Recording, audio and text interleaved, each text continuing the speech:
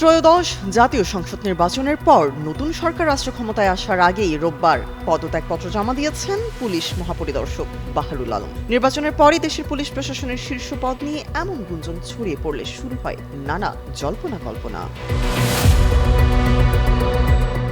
৫ August Awami সরকারের পতনের পর দেশের বিভিন্ন প্রশাসনিক পদে রদবদল হয়। এরই ধারাবাহিকতায় সে বছর ২১ নভেম্বর বাহারুল আলমকে আইজিপি হিসেবে নিয়োগ দেওয়া হয়। ২০২০ সালে তিনি পুলিশ বিভাগ থেকে অবসরে গিয়েছিলেন। অন্তর্বর্তী সরকার তাকে ২ বছরের জন্য চুক্তিভিত্তিকভাবে আইজিপি পদে নিয়োগ দেয়। চুক্তির মেয়াদ শেষ হওয়ার আগেই আইজিপি তার সরকারি পাসপোর্ট জমা দিয়ে সাধারণ পাসপোর্টের জন্য আবেদন করেন। এরপরে জোরালো হয় বাহারুল আলমের পদত্যাগের খবরটি।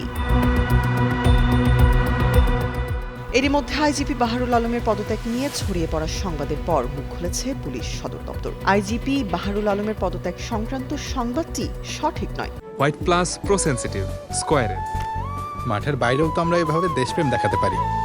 রোববার এক বার্তায় এই তথ্য নিশ্চিত করে পুলিশ হেডকোয়ার্টার্স। এ ধরনের বিভ্রান্তি ছড়ানো থেকে বিরত থাকার জন্য সবাইকে অনুরোধ জানানো হয়। এদিকে ত্রয়োদশ জাতীয় সংসদ নির্বাচনে নির্বাচিতদের শপথ গ্রহণের পর পদত্যাগ করতে পারেন বাহারুল আলম। রোববার দুপুরে আইজিপি স্বরাষ্ট্র মন্ত্রণালয়ে পদত্যাগপত্র পাঠালে তা গ্রহণ করেনি স্বরাষ্ট্র সচিব নাসিমুল গনি। মঙ্গলবার শপথ নিচ্ছেন ত্রয়োদশ জাতীয় সংসদ নির্বাচনে নির্বাচিতরা।